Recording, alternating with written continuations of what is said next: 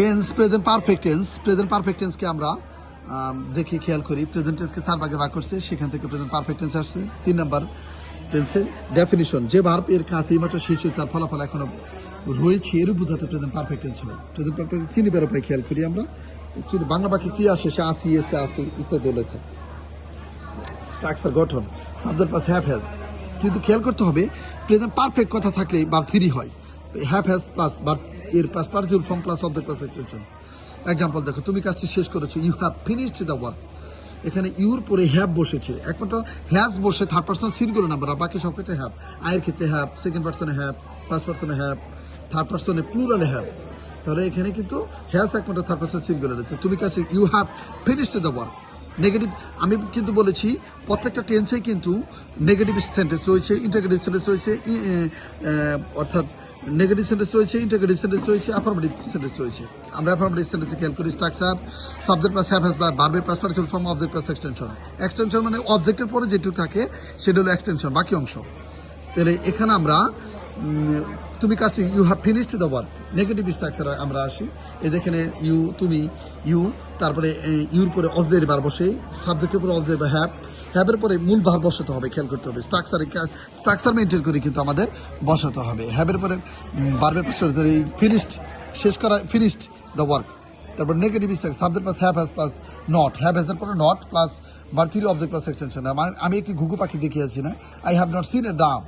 এখানে আয়ের পরে হ্যাভ নট, আয়ের পরে কি বসিয়েছি, হ্যাভ নট এর পর নেগেটিভ রয়েছে, এই জন্য অক্সিলারি ভার্বের পরে নট। তারপরে সি এর পাশে seen a dove. Interrogative structure, have has plus subject plus verb 3 object plus extension.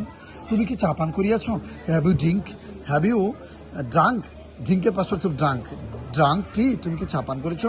হ্যাঁ, অবজেক্ট ইন্টারগেটিভ সেন্টেন্স হলো অবজেক্ট ভার্ব হ্যাভ হ্যাজ আগে আসে, যে টেন্সের যে অবজেক্ট ভার্ব ওই অবজেক্ট ভার্ব সামনে আসে, তারপরে সাবজেক্ট, তারপরে মূল ভার্ব, তারপরে অবজেক্ট, তারপরে বাকি অংশ থাকলে বাকি অংশ।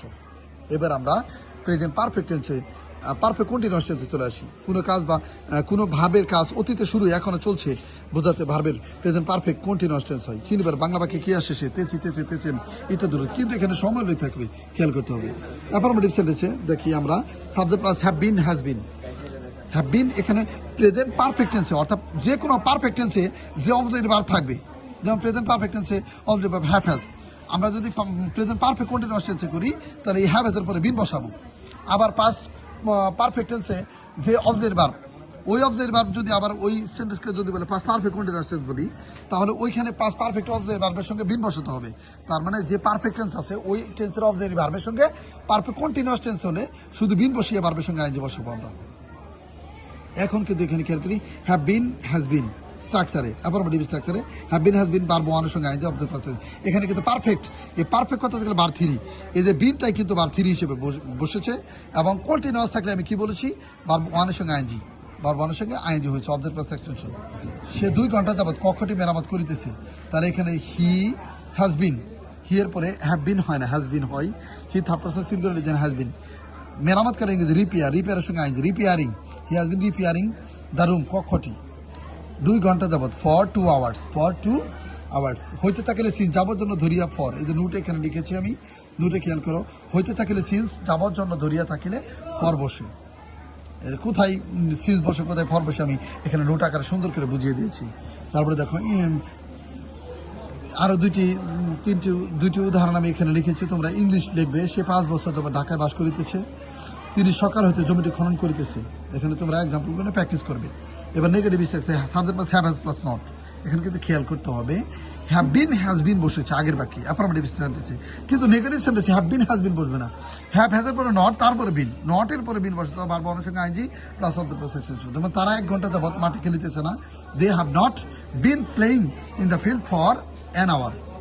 ইন্টারগেটিভ সেন্টেন্সে ঠিক খেয়াল করি, হ্যাভ হ্যাজ, এখানে কিন্তু বিনটা সাবজেক্টের পরে বসাতে হবে, শুধু হ্যাভ হ্যাজটা আমি আগে নিয়ে আসবো। Have has plus subject plus been plus verb 1 এর সঙ্গে I N G plus object plus extension. তিনি 3 দিন যাবত, তিনি 3 দিন ব্যাপী কি 3 দিন ব্যাপী কি বৃষ্টি হইতেছে, তিনি না 3 দিন ব্যাপী। তাহলে হ্যাজ ইট, বৃষ্টি, আমরা জানি বৃষ্টি থাকলে বৃষ্টি প্রনাউন সবসময় ইট বসে, তাহলে has already verb has it been, রেইনটাকে এখানে ভার্ব ধরতে হবে, রেইনিং ফর 3 days, 3 দিন ব্যাপী বা হইতে যাবত, বুঝালে তাহলে এখানে ফর বসে ফর 3 days। ওয়ান ডে হলে 1 day, ডের সঙ্গে এস হতো না, একের অধিক 3 to 100 এভাবে যখন এগুলোর পরে নাউন থাকবে অবশ্যই নাউনটাকে প্লুরাল করো। 3 days, 1 থাকলে 1 ডে দিয়ে দিতাম, কিন্তু 2 থাকলেই ডেজ দিতে হবে, 3 থাকলেও ডেজ দিতে হবে, এভাবে খেয়াল করতে হবে।